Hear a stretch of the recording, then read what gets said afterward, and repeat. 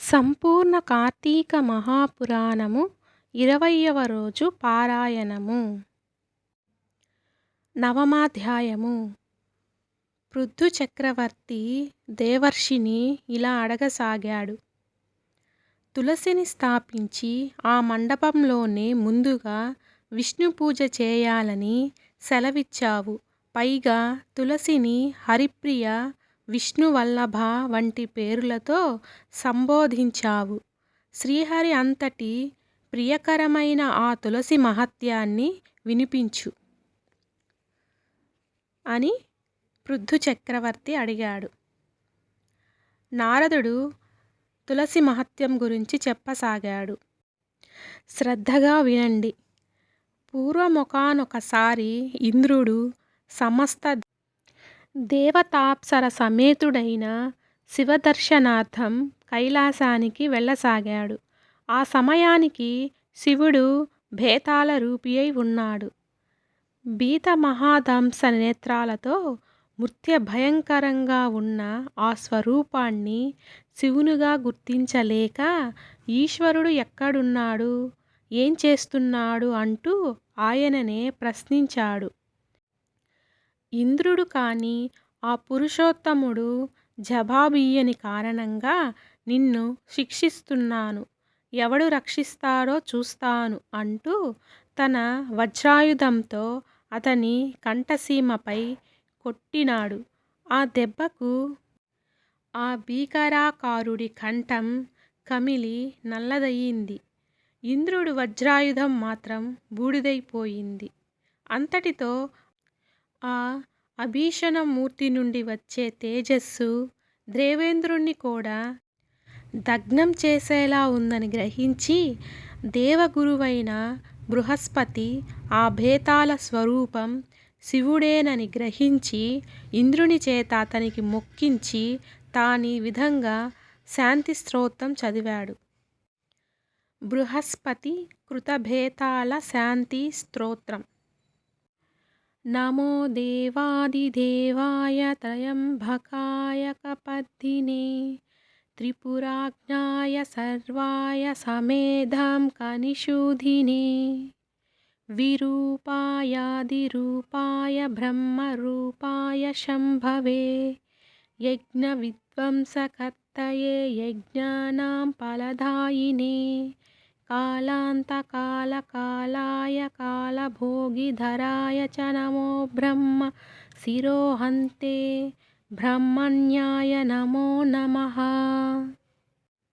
బృహస్పతి ఈ విధంగా ప్రార్థించడంతో శాంతించిన శివుడు త్రిలోకనాశకమైన తన త్రినేత్రాగ్నిని ఉపసంహరించుకునేందుకు నిశ్చయించి, బ్రహ్మస్పతి నా కోపం నుండి ఇంద్రుణ్ణి బ్రతికించినందుకు గాను ఇక నుంచి నువ్వు జీవ అనే పేరుతో ప్రఖ్యాతి పొందుతావు. నీ స్తోత్రం నన్ను ముగ్ధుణ్ణి చేసింది. ఏదైనా వరం కోరుకో అన్నాడు. ఆ మాట బృహస్పతి, హే శివా, నీకు నిజంగా సంతోషము కలిగితే మళ్ళీ అడుగుతున్నాను. త్రిదివేశుని త్రిలోకాలను కూడా నీ మూడో కంటి మంట నుండి రక్షించు. నీ పాలాగ్ని జ్వాలలను శాంతింపజెయ్యి. ఇదే నా కోరిక అని చెప్పాడు. సంతసించిన సాంబశివుడు వాచస్పతి, నా మూడో కంటి నుండి వెలువరించబడిన అగ్ని యొక్క తీసుకోదగినవి కాదని తెలుసుకో. అయినా నా ప్రార్థనను మన్నించి అగ్నిలోక దహనం చేయకుండా ఉండేందుకు గాను సముద్రంలోనికి చిమ్మేస్తున్నాను అని చెప్పిన శివుడు చెప్పినట్లుగానే చేశాడు.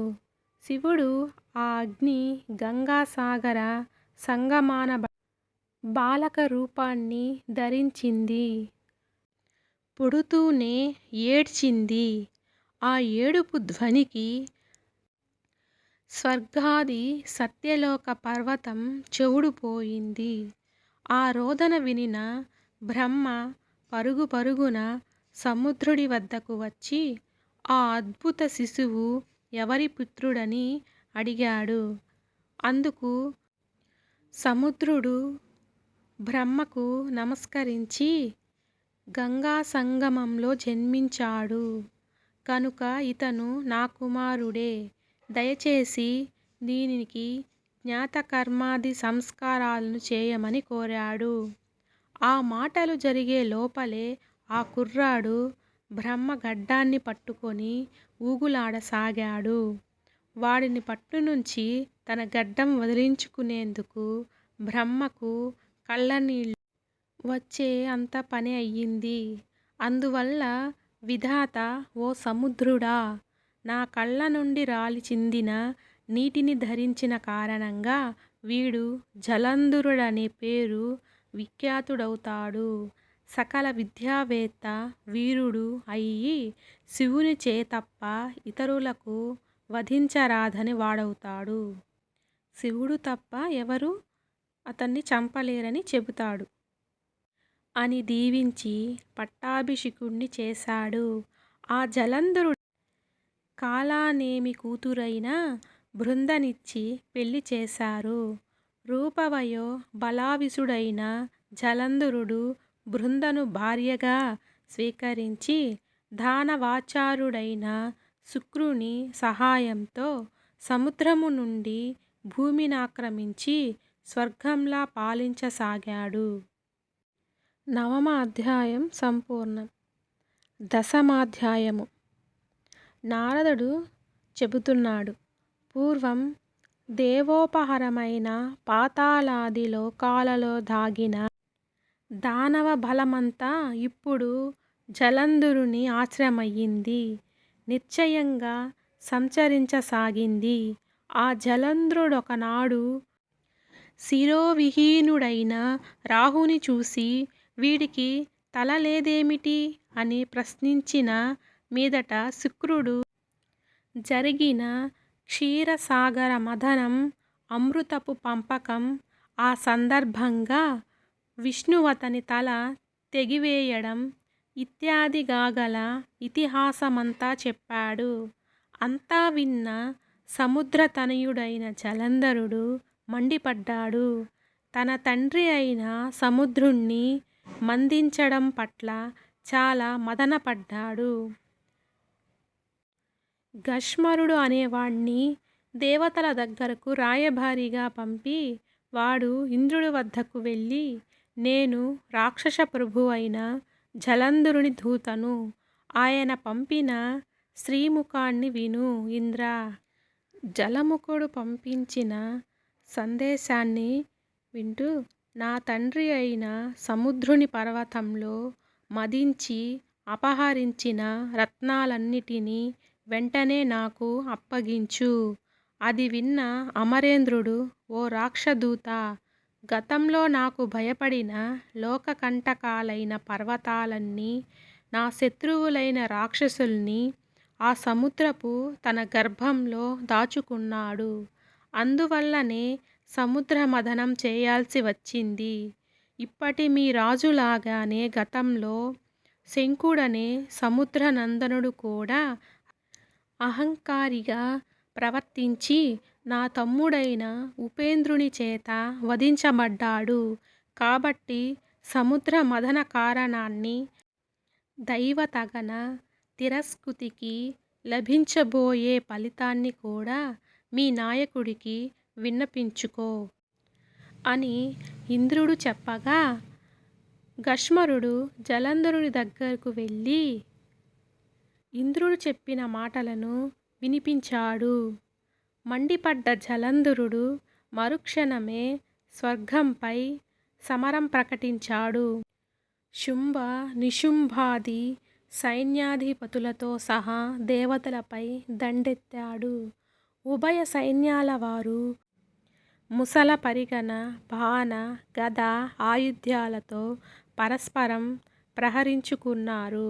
రథ, గజ, తురగాధిక శవాలతోనూ రక్త ప్రవాహాలతోనూ రణరంగం నిండిపోయింది. రాక్షస గురువైన శుక్రుడు మరణించిన రాక్షసులందరినీ మృత సంజీవని విద్యతో బ్రతికిస్తూ ఉన్నాడు.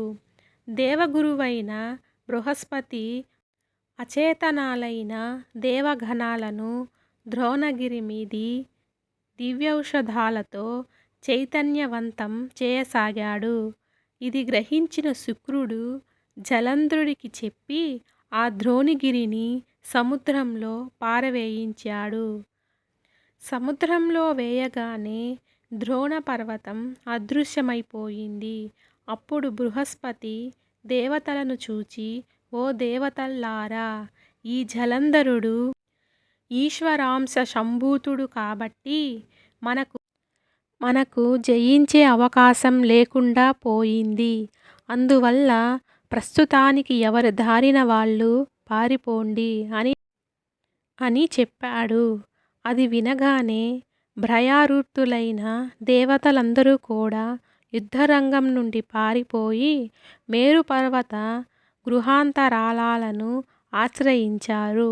అంతటితో విజయాన్ని పొందిన జలంధరుడు ఇంద్రపదవిలో తన పట్టాభిషిక్తుడై శుంభ నిశుంభాదులను తన ప్రతినిధులుగా నిర్ణయించి పారిపోయిన దేవతలను బందీలను చేయడం కోసం కొంత సైన్యాన్ని తీసుకొని మేరుపర్వతం దగ్గరికి వెళ్ళాడు.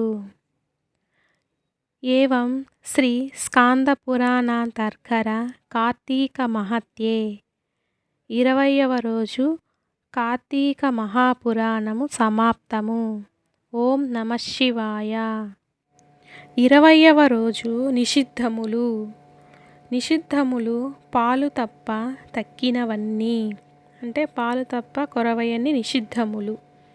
దానములు గోవు, భూమి, సువర్ణ దానాలు. పూజించాల్సిన దైవము నాగేంద్రుడు. జపించాల్సిన మంత్రము ఓం సర్పాయ మహాసర్పాయ దివ్యస్వరాయ పాతుమాం.